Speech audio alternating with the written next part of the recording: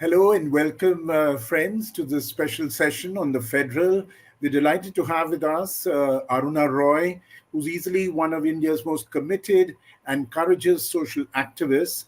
Over the past 50 years, Aruna has dedicated her life to improving and empowering the life of countless people across Rajasthan, indeed across the country. And through her various social campaigns and movements, she's been instrumental in bringing in critical pieces of legislation like the Right to Information Act, the right to food, and the employment guarantee, the what is popularly called the Narega, and many others. And because of her extraordinary work, Aruna has not only transformed the lives of countless people, but she's also helped to deepen the roots of our democracy at the grassroots level. And given her exceptional work, she's of course won a large number of awards, and these include the Magsays Award, which many regard as Asia's equivalent to the Nobel Prize. And most recently, of course, Aruna's put together a book, her memoirs, and I've got a copy of this book, which will, of course, be the special focus of our session today on Federal. So, Aruna, thank you so much for joining in with us for this special session on Federal. Thank you very much, Rajan. Since we are old friends, we were campaigners together. And so the Right to Information campaign and its throes I and its exaltations and its successes and its contentious moments have all been lived together. So I'm very happy to record this with you. Uh, I So have, basically, today the focus is going to be on your book, and of course, through the book, on your life and the yeah, various crusades just a that sec. you've led.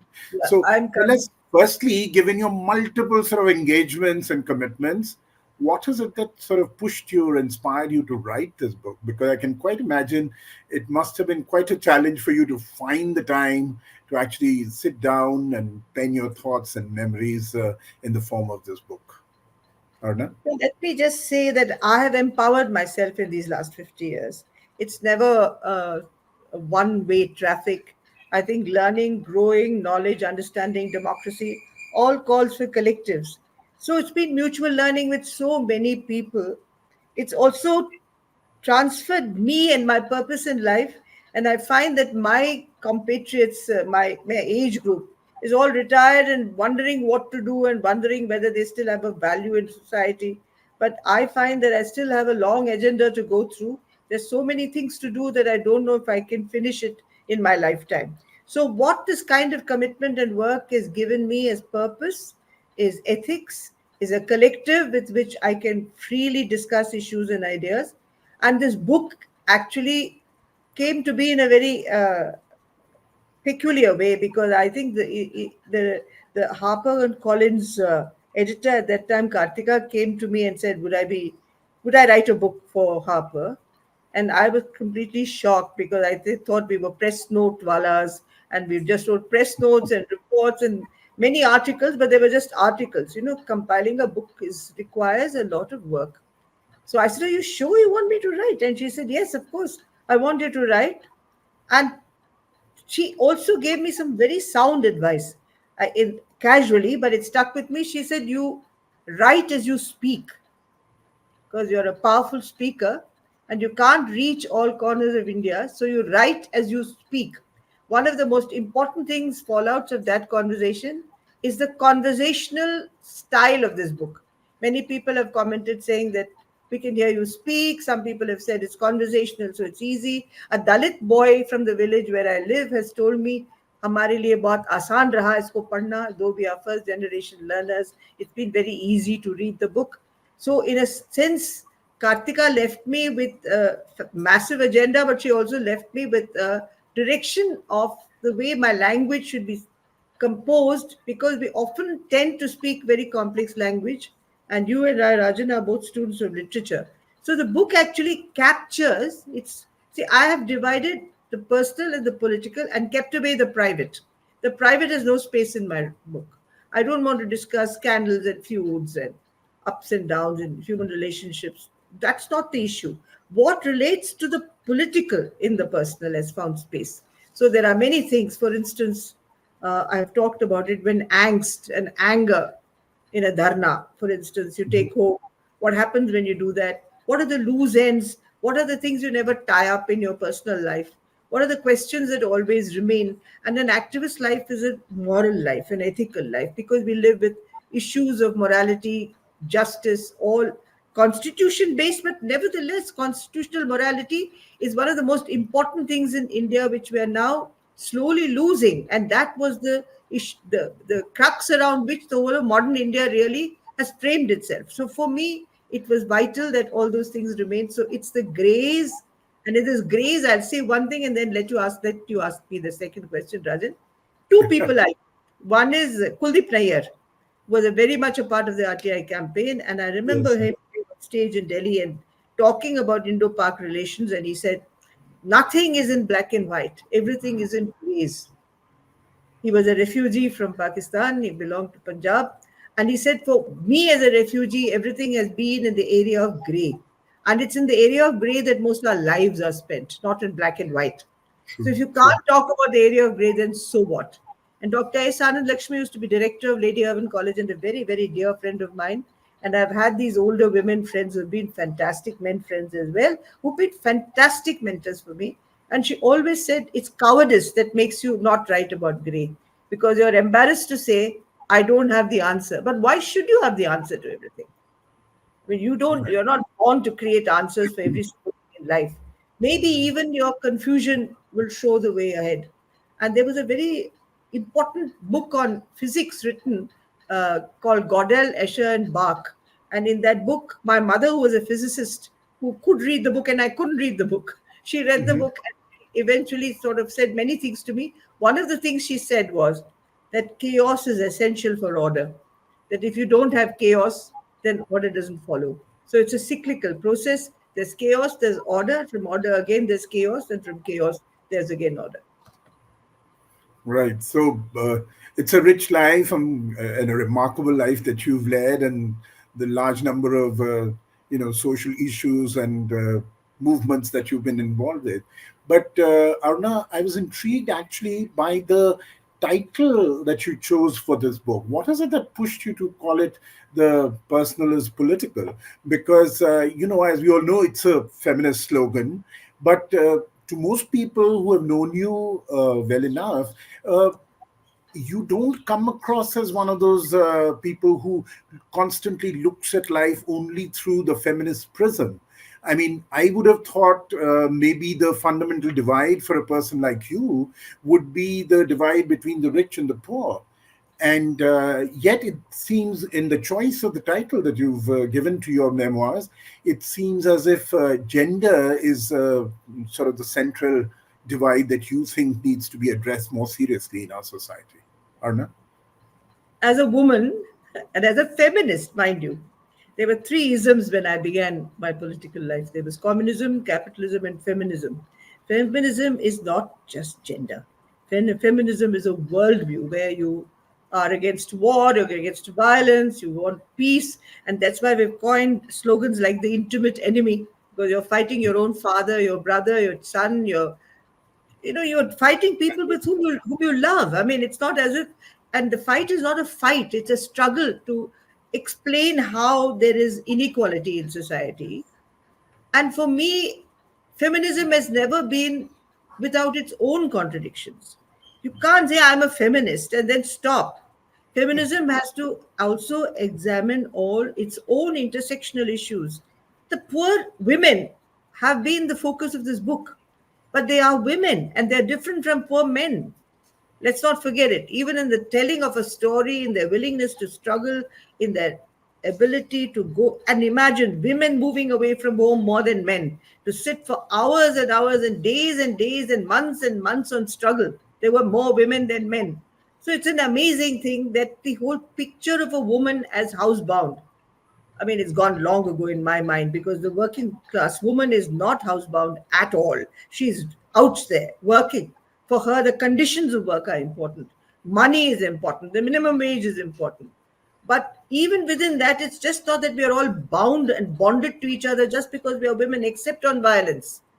In all other issues, the intersectional issues come up. Are you a Dalit woman or a Brahmin?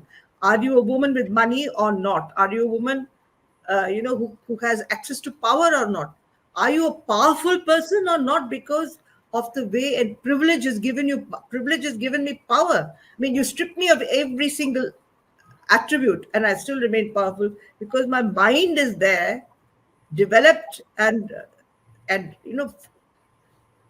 really looked after by so many different kinds of learning, the ability to read, forage, get knowledge, understanding, even the method of learning, understanding, making friends with people, making, communities. All this is knowledge, and that's privilege. So we can't say that it is not. What it is true that every single individual action is a political action. Now, for instance, you say that the law against the love jihad law, for instance, that UP and many other states have passed. Is it personal or political? It's both personal because it denies me Both, choice. both. It's hugely political. Women then have to understand that the political battle, even party politics, somewhere has to be seen as an instrumentality in your overall freedom and equality. So it's never a way for me, Rajan. They have been intermeshed. And as you have seen all our dharnas firsthand, you know how many women come. And one of my greatest friends has been Norti, who has been my guru, who has guided me through so many things. And unerringly, she had no two thoughts about what she taught but priority. And sometimes when because you learn too much or know too much, then you go around muddling yourself. But her clarity helped me through. So not that men didn't. There was also a Chunni Singh. But the fact that there was also a Northi. So that is the way I've seen the book. Arna, given this brief chat that you've had about this whole issue of working women and violence, etc., I'm reminded that at the moment, as we are conversing, for the last fortnight or so, the national discourse has been dominated by the horrific tragedy that's happened in Kolkata with a woman doctor. And it's not just in Kolkata. We are actually seeing a whole spate of crimes, especially rape and murder, across the country, whether it's Uttarakhand or Uttar Pradesh or our own Rajasthan or Maharashtra or indeed Calcutta. So, would you like to share some thoughts on, because here again, it's lots of people saying it's all politics. Some others are saying that, it's all been very badly handled, etc. What's your take on this? Just to digress for a moment. You see, I have only been fed what you and I have been fed, which is through the social media and some newspaper writings. I still don't have the facts very clearly in front of me. And as an RTI activist, I hesitate to make a final statement without the facts. But what I would like to say is that the woman's body has always been the battle for political supremacy. It's also been the battle for vengeance on people. It's not exactly lust. Lust has been always projected as the reason, but it's always used as a tool for settling scores. So the poor girl, that woman, the doctor who was in the middle of this conflict, obviously was a threat to them, and they thought that they would stifle her voice. Perhaps it is true that it was so. If it was so, then it's not her body that they were lusting after. They just wanted to kill her. And it's a crime. First and foremost, it's a crime against humanity. It's a crime against a whole gender. And then comes all the various other issues. And it's unfortunate that women in this country are now seen as targets for settling scores. Whether it was Nirbhaya when she was treated the way she did and she died, and the consequences of that, whether it's the multiple rapes in the village, and every single rape is not all of them. In fact, I would say less than 1% are provoked by lust. 99% are revenge. Your brother did this to me, I'll rape you and settle your scores. Your father did that to so and so, I'll settle it. So the woman becomes a playground. And Mukhtar Bai written a beautiful book on her rape in Pakistan. And that's a beautiful book in which the panchayat took a decision to gang rape her because Yes. her brother had touched a woman of an upper caste. So the woman's body has become a battlefield that is Mhm. political. So that's why this book has more meaning now than ever, because our bodies Exactly. are so personal, in fact, private to us, become the battlegrounds of settling scores and politics. It's a tragedy. Yes, it most certainly is. And, you're talking about how the woman's body is, often the instrument through which revenge is taken, etc., etc. It reminds me also of how, even during the horrific tragedies of the partition, the woman's body in many ways has becomes the instrument for unleashing all kinds of violence and hate that they want to inflict on each other as communities. But getting back to the book, Aruna, and the trajectory of your life. I just wanted to mention Bhavari, who happened in Jaipur, I mean, Rajasthan. Exactly. And Yes, Bhavari was it's raped. there in the Why? book. Because of a government order. I mean, ridiculous. A government order to stop child marriages, and Bhavari was raped. Anyway, please Yes, go on. indeed. Absolutely. Yeah. So, but getting back to the story of your life and the book itself, away from this very tragic sort of situation that's playing itself out and needs to be resisted by all of us. But despite the strengthening of the law, we're not seeing such an improvement. But getting back to the story of your life, Arna, many of the younger viewers who may be listening to us are probably not even aware that you began your professional career as an IS officer, which was at that time easily the most prestigious job that this country had to offer, and is still one of the most coveted jobs in the country. So, what is it that sort of moved you or pushed you or inspired you to give it up? And why did you think that the IAS couldn't be the vehicle to serve the people the way you wanted in your sort of assessment, in your mind, in the idealistic sort of young person that you were? You were still in your 20s when you actually quit the IAS and came into rural Rajasthan. You see, the idea at the age of 22, when I had to choose a career, I was feminist enough to know that I needed to have a space outside my home as well. I wanted space inside my home, but I wanted space outside my home as well to express myself. And that expression, in my opinion, was channeled towards the service of people, because I felt very sharply and acutely since when I was very young the role of privilege and the obligation to share privilege. It was very important to me that if I was literate, educated, and blessed with three generations of people who had got degrees on my father's side and two generations on my mother's side, and my mother had done her physics and maths, and I mean, I didn't have any reason not to give to people what I could give. At that time, it was still giving. Huh? So I thought I was giving to people something of my privilege. So the desire to work with all the people who were suffering or unable to live a economic or social life with equality was a very big concern. I went into the IS with that. And of course, the constitution provided the basis and the norm for my work. But as soon as I went in, I found that the IAS, most of it in actual day to day functioning, after your job as a subdivisional magistrate until you become a collector, or after the 2 years of collectorship, again you go back into the secretariat, is pushing files. And even if you suggest and write a note that is correct, your senior officer can overrule you in 2 minutes.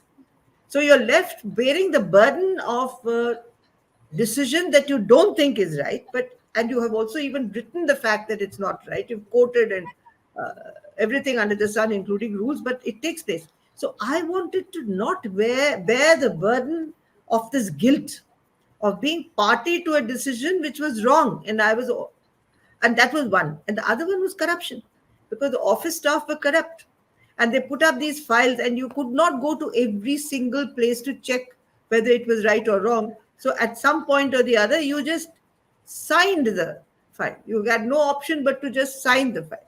And when you signed the file, whose land were you giving away to the wrong person?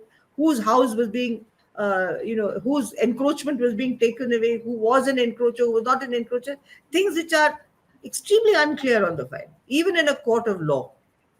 Actually, I shifted my court when I was STM Delhi to Mehroli, that I was STM Mehroli, so that I could shift the court there and see what the encroachments were. And strangely enough, though I had disposed of so many cases and justly, strictures were passed against me by the High Court for shifting my court without their permission. Right. So, Aruna, so you quit the IAS. This is somewhere in the middle of the 1970s, around 74, 75. And then you move into Tilonia in Rajasthan's Ajmer district. Now, here you were, the educated one, the city bred, the one who had been an IAS officer. So one would normally assume that, the learning or the teaching would be one way. And yet in the book, you say that it was a two-way exercise and that the learning was a two-way curve. And you name you mentioned Norati, but there are others, Mangi and Bila and others, who you say have been the mentors of your life. So, can you explain this to us? Because for a lot of people, they would think that a senior IAS officer who's highly educated, has a master's from Delhi University, etc., is the one who's going and she'll be creating awareness and she'll be teaching people on how they should do what and what they should avoid doing, etc. So how do you explain this whole two-way learning? I know I've read the book and you've explained that, but we'd like to share your thoughts on why you think it was a two-way learning. Well, actually, the first thing when you enter a village is suspicion. Because no literate person has ever gone in without a desire to exploit. And they are very intelligent people. Huh? They may be illiterate, but there has got to be a distinction between literacy and education. I'm literate, but I don't know how educated I am. But Northi is highly educated. I don't know how literate she is. Now, of course, she uses the computer. But at that point, she was not. But she knew. She knew exactly how the power structure worked. She knew exactly who would inflict injury. She knew what were the issues on which you had to tread softly. They know exactly where you could push, where you could not push. And the intricacies of relationships on the basis of which villages function, caste, religion, money, power, land, so many issues, access to water. You have no clue about the power structure of a village. You just enter thinking your power structure is everywhere. It is not. So I learned everything the hard way. The first person I went to see, she just asked me to get out. And I thought I wasn't arrogant, by the way. I just walked to her house and I said to her, I've come to meet you. And she said, I have nothing to say to you. I don't want a job. I don't want literacy. And there's the door. Please go. Yes, I know. It's a very interesting anecdote that you've shared in the book. Begins with this anecdote. So I learned very soon that I had to have humility, that they have an abundance of knowledge, and I have an abundance of a different kind of information and knowledge. It's the pooling together of these two in a relationship of equality that actually would deliver. So I had the humility after that, not that you agree with everything they say, certainly not. You disagree with them when it comes to casteism, when it comes to prejudices, they disagree with you. Like one of my friends said in Devdungri, he said, you fight us for social equality. You tell us, don't do this, don't do that, don't do this to the women, don't do this to the Dalits. What about your promoting your entire community and class, promoting economic inequality? Have you questioned them? So many of you are so rich, and so many of you deny us even the basic amenities by being rich. Have you questioned that structure? So these are the questions one had to face. Yeah. And Aruna, when you were going through this formative sort of phase, here you were a Tamilian who had lived most of her life in Delhi, and then you were in Rajasthan. So, what were the difficulties that you faced? You've mentioned some of them in trying to become a Rajasthani and, attuning yourself to the culture that you saw around yourself. And B, were there any sort of moments of self-doubt where you wondered? because rural Rajasthan is not the easiest place to live in even today. So 50 years ago, we can quite imagine how much of a hardship it must have been to go and actually live there all 365 days of the year. So tell us a little about how you tried to become a Rajasthani, what helped you to become and connect with all these people. And secondly, did you have doubts? I mean, have I taken the right step? Have I just been too idealistic and I've come here and maybe uh, I need a slightly different approach to life now? I have two very small but important answers to give for the first question. And that is, Gandhiji said there were three kinds of public service. He said there is Seva, Sangarsh, and Nirman. So I had done Seva in the IAS. I did Nirman with the Barefoot College, the SWRC Tirupati. Then I went to Sangharsh, which is service, development, and struggle. So I'm now with struggle. You know, the manifestation of struggle and its importance in democracy came to me slowly through this exercise. But with going parallel to that, I lived in Delhi. I don't know how comfortable you think Delhi is, but anyway, I had a fairly decent government flat. Then I came to live in Telunia without running water, without proper food in the kitchen. We have to all kinds of problem modalities, no bank, no bus, this, that, and the other. And then I went in now notionally because I don't live there anymore because of age and other factors and COVID, which pushed me out. I lived in a village mud hut. But on the other side, if you see, while you see a decreasing graph of my physical comforts, you see an increasing graph of my moral comforts. Because the place where I have no conflict at all is Devdungri. Because I think what I do and I do what I think. I wash my own vessels, I clean the old house, I cook with everybody, whatever I Yes. can. Nobody's pushed to extremities, but I do that. And I'm a fulfilled human being, and I feel I am with the people for whom I'm working. I'm listening to them all the time. One IAS friend of mine at one gathering had said, "Poor Aruna, look how much economic stress she's had to bear, and she's poor Aruna," he said. Another friend said, "Not at all. She's given up economic distress uh, for moral comfort." I think if you value moral comfort, then what is economic distress? So what are physical distress? So she's done much better than we have. Now that was there two people talking to each other, me standing there just hearing the whole conversation. So that's that. When did I become a Rajasthani? See, for me, I am a Delhi wali. Technically, I'm a Tamilian, yes. Except for 2 years in Kalakshetra,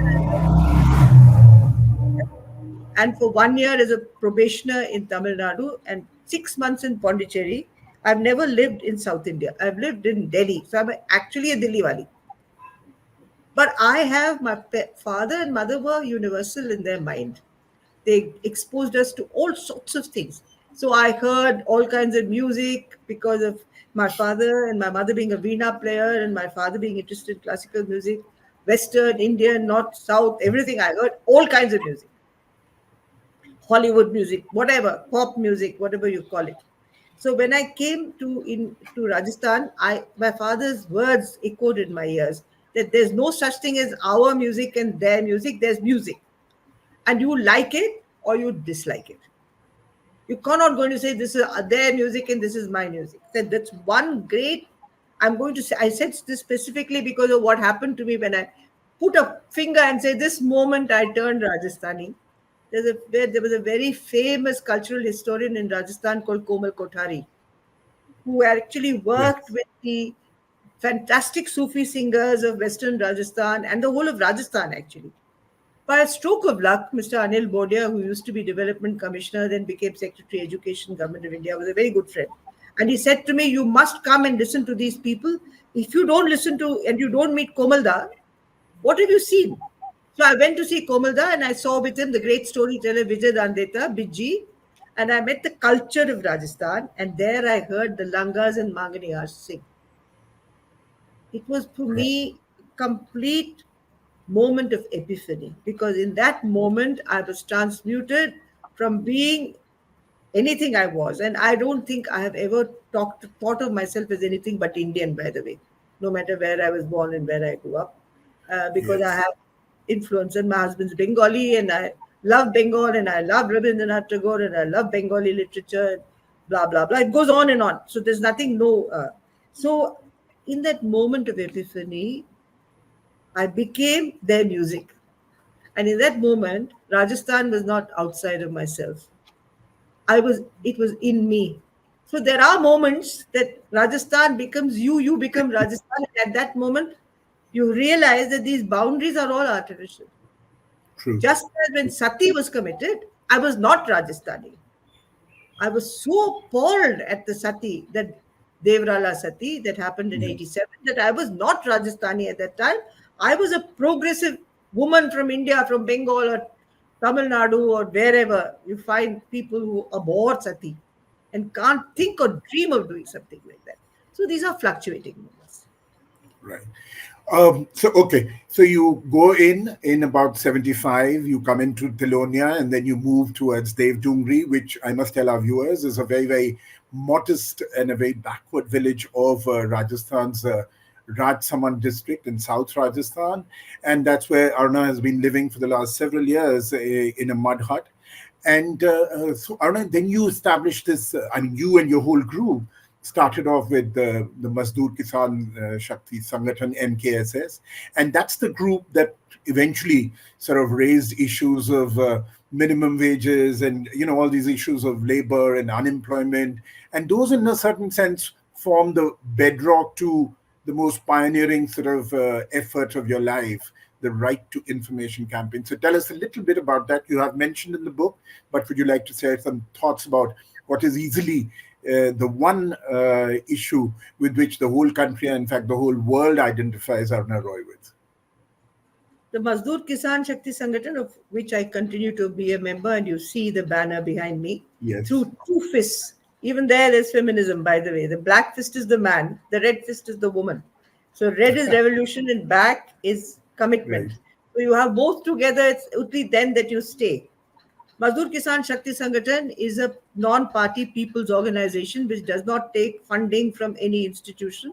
We all live on minimum wages, and that institution has uh, worked with crowdfunding for the last 35 years, and we've had no problems. We're a very small number of people, but the union itself, the Mazdoor Sangathan itself is large, but the workers are very few.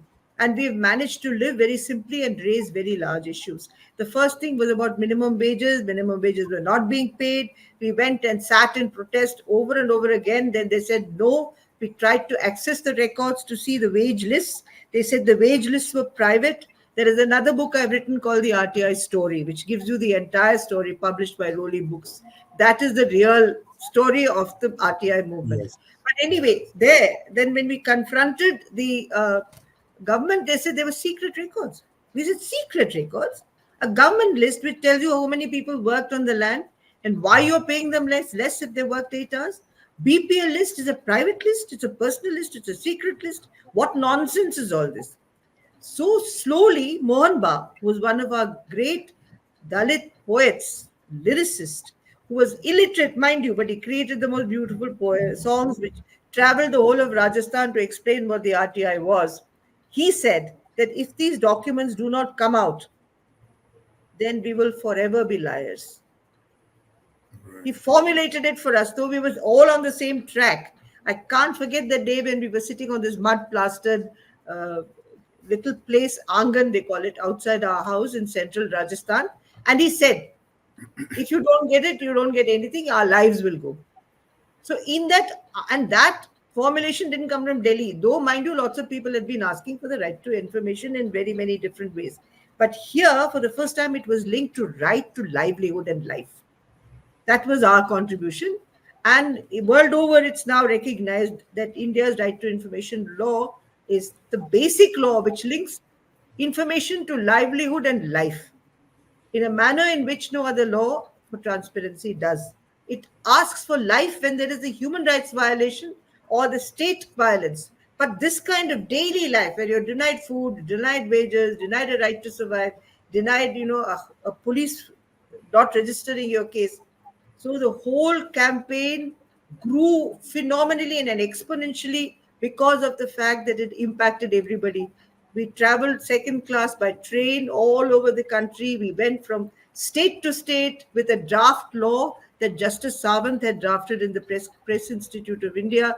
The two major uh, unions for journalists joined us in Rajasthan. Prabhash Joshi, Yeah, I know. Nikki Chakravarti, Ajit Bhattacharya, and all of them joined us. Kuldeep Nair, Yes, indeed. they became supporters of the law. So we got Yes. access to the press council. The press council with Justice Sawant drafted the first draft. It was something phenomenal and much beyond any one individual or a set of individuals. It became the crying need of the day to fight corruption and arbitrary governance, both. We have got the transparency law, but even today we are fighting against arbitrary governance. We want an accountability law, and no government will give us an accountability law. They've all become wise to the fact that transparency denies impunity, and without impunity, there is no corruption or misuse of power. Going back to the issue we started with this interview now, what's happened in Kolkata or anywhere else begins with Yes. a fear of disclosure of information. Yes, I remember transparency and accountability were the two big things that we were all looking for. And I remember that decade long sort of struggle and campaign that you carried on so relentlessly, so bravely and courageously. But tell me, how do you assess the performance of the RTI Act now, 20 years later, after it's been enacted? And especially because in recent years, there are many who believe that there's a sort of a systematic sort of effort from our governments, the central government, and many, many state governments to try and weaken the RTI law. So, while it remains in theory, but in practice, everything is being sought to be done to dilute the law. There are two things I'd like to say about the RTI law before we go into an evaluation of its current phase. Two things it's given which it cannot take away from us. One is it has taught us that in a democracy with the constitution, we have a fundamental right to question, and that it's made it legal and completely within the legal frame that we can ask questions of power. So it has trained us in these years to speak truth to power. It's an extremely important thing because now there is a cultural change which it has brought through. The cultural change of the right to question, which is from Ladakh and Leh to the tips of the Kanyakumari, tip of Kanyakumari, everywhere. People feel that there is a right to question. Now, this is a fundamental democratic contribution that the law has made, which cannot be taken away. The second thing is that it has taught us the power of information. Today, if we fight any other subset of battles like the digitalization of data, we fight even, after all, your electoral bonds. The information is got through RTI. So while on the one hand they're trying to dilute the law, it's the use of this law that is giving us whatever spaces we have today to fight corruption and to fight misuse of power. So that at that level it's functioning. But then you must understand that this is power, it is RTI has disseminated power and has given us all a right to power. Like you ask about what have you done with the land. Now, what have you done with power is the question RTI addresses. It is disseminated power. So obviously there'll be a reaction by all those powerful who are powerful to contain it.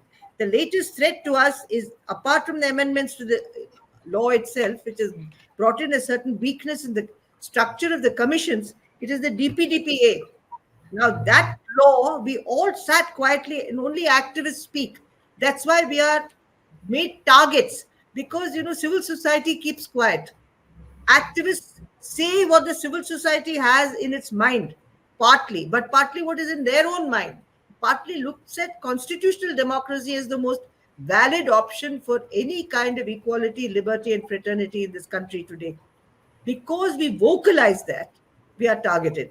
Tell me how many of us don't feel terrible when we open the morning papers and see there's a miscarriage of justice. We all do. It's only the activist who acts. There is a journalist, the activist journalists, the activist politicians, the activist civil servants, the activist judiciary, you have an activist. So actually anyone who asks for justice, for equality, for constitutional rights, is being damned as an activist. When I began life, I was to be extolled. Hey, you've sacrificed your life, you've given up the IAS, you've come here, you've come there. Now I am a bug on a political struggle. What did you call Andolan GV? Andolan Jeevi. I live on the protests I foster, and I've got many other appellates, but I won't burden you with all those appellates now. So this whole arc between calling me almost a saint to calling me a parasite on society, how has this public image happened? It has been completely a maneuvered and promoted public image, because everybody turns to an activist when their personal lives are threatened with either corruption or miscarriage of justice. Right. Arnav, running a little short on time now, just wanted to get a few thoughts on Narega, which I think is another act that you people were critical in getting enacted. And also, it's an act which was sort of attacked and debunked right from the beginning. And in fact, if you look at the current government also and the current prime minister, in the initial years, there was fairly strong sort of condemnation of Narega. And yet, as you and I and the whole country has seen, Narega has been so critical for just the mere survival of millions of our people, even during the whole COVID crisis. So, why did you people think that it was a critical legislation, and do you think it's something for which really we still don't have any other substitute? It's a big question. I have very little time, but let me try. But there were twin demands for us, the RTI and the MGNREGA, because we began with asking for rights for common peasants and workers, and their basic demand is for work and rights to work. So if they don't have work, they don't have money. If they don't have money, then a series follows. Now, the millions of people who have got work under MGNREGA, the crores of people who have got work under MGNREGA, I feel purified because I've been part of that campaign. And if I go back to my original statement about angst, about privilege, that you can provide food for so many hundreds of thousands and lakhs of people through enactment is what motivated our protest and our ordinary people. They used to say, we feed 10, we feed 20, we feed 1,000 for punya, for our pious deeds. But here, if we participate, and I used to say, you participate in this, you will collect the punyas of crores of people who will eat not only once, twice, thrice, but the whole year round. So it is a pious deed. And it's, for me, one of the biggest and the most extraordinary perceptions of right with dignity, of work with wages. Nobody is saying give a dole. It's work with wages. And even today, it's politically such an important tool that no matter what the right-wing economists say or the corporates say, these are the two lobbies that have fought against our NMG and RDGA from the very beginning, and therefore there are corporate journalists who fought us and in the newspaper. But I used to say between the 2001 to 2005, when it was enacted, that the issue of poverty was not ever so much discussed as those days in the media, whether it was the print media or whether it was the electronic media. People of India got to know how people actually lived. And we have a right to live with dignity and a right to contribute to India's development. Because MGNREGA is not just digging mud. It has contributed to the conservation of water, soil, and forests. And these are three things which are critically important for the health of a nation. So it's not just themselves. They are the most important environmentalists of today. Yeah. Well, Arna, before we end, I do need to ask you a couple of questions on this past decade. How do you assess the performance of the Modi government, the 10 years of the Modi government, and specifically in terms of the economic policies and how they're impacting the lives of those that you've tried to touch? That is the most, the poorest sections of our society, the most vulnerable sections of our society. The economic policies pursued over the past decade, how do you think they've impacted the poor in the country? As far as economic policies go, just let's look at some indicators. There's unemployment, huge unemployment. For the post of a peon, PhDs are applying. thousands and thousands of people go for any kind of job application. Today, the biggest demand is for jobs. There are jobs, but they are not opened by the government. The government is shrinking where it shouldn't shrink and expanding where it shouldn't expand. It's shrinking and giving up its role as an educator, is giving up its role in providing basic essential welfare services to the poor. I will tell you that in my batch, 30% of the people who came to that batch went to government schools. They were so well educated. There was no question of terrible education. Today, you go to a government school, you have to fight not only for your education in that government school, you're fighting the private school. The private school has become just a shop in which you get a degree so that you can go ahead. No knowledge transfer is actually taking place. So all these young people who are unemployed should actually become teachers. In India's teaching should be it should be constitutional training. It cannot be anti the constitution, anti secular. It cannot be.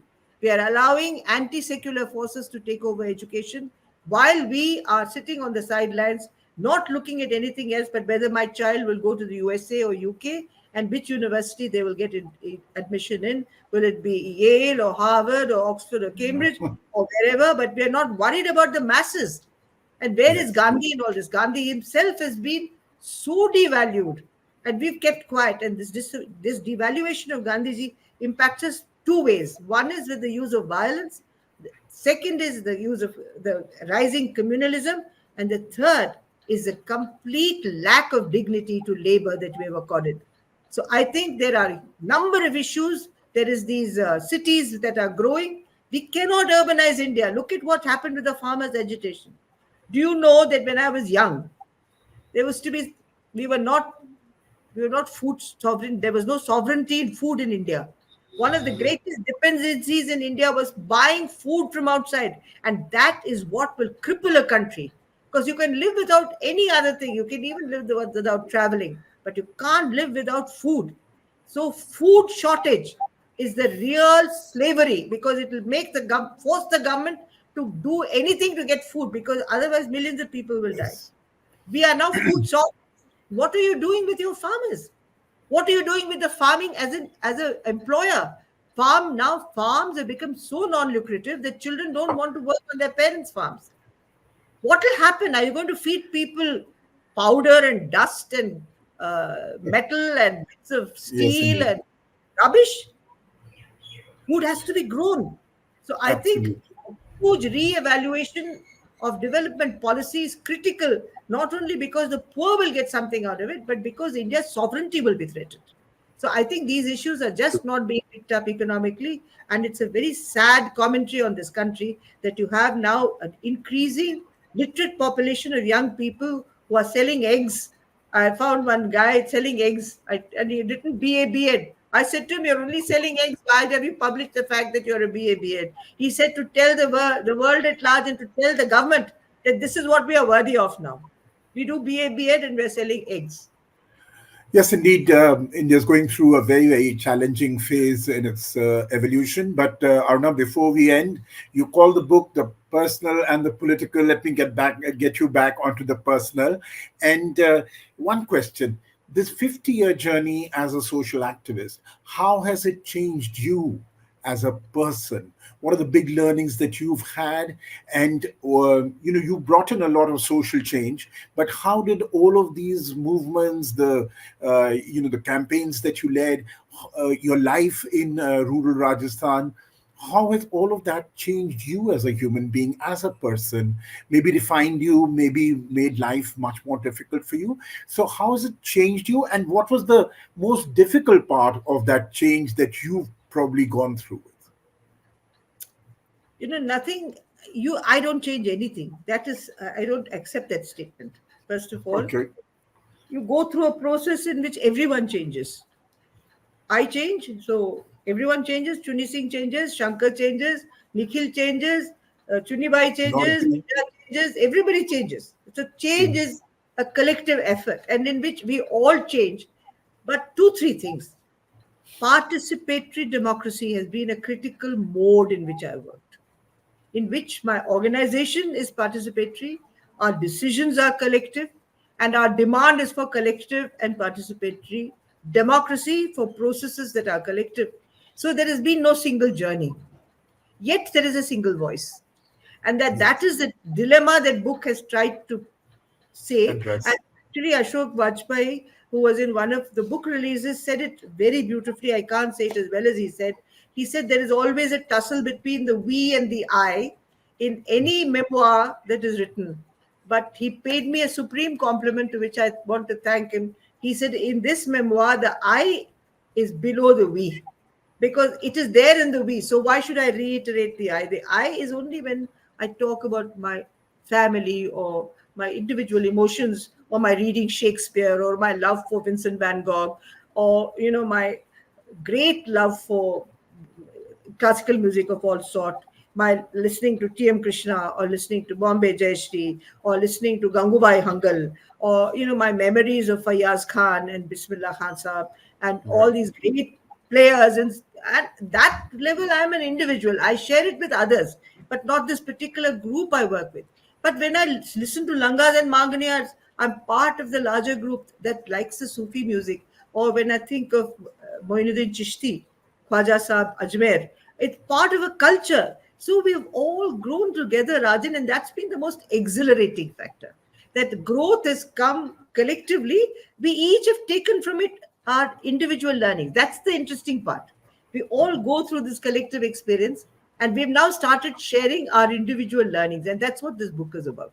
That the individual learning from the general, and what has each Yes. individual got out of it is different. And but it's been an understanding of privilege, understanding also of how fortunate we are, even if we get only the minimum wage, because there's so many others who are dying of hunger on the other side. And if we go back to what people have said about so many things, including uh, great economists who said about Narega, or the great democratic forces which have talked about RTI, it has impacted each individual life and the larger collective and political life. And that's been the interesting processes through which we have all gone. So I really feel I have shared that as well with many people. And it's exhilarating when I don't know, you were there, weren't you, when we won our first round in 1997 with the government of Rajasthan. And we went to Badi Chopad and had a big meeting, and how Yes. exhilarated we were and how much we Yes. sang, and everybody participated in it. The Hela party had Yes, come, they indeed. sang a song, and it was just jubilation. It's that Yes. kind of thing that I think sustains people like me to take the bad times.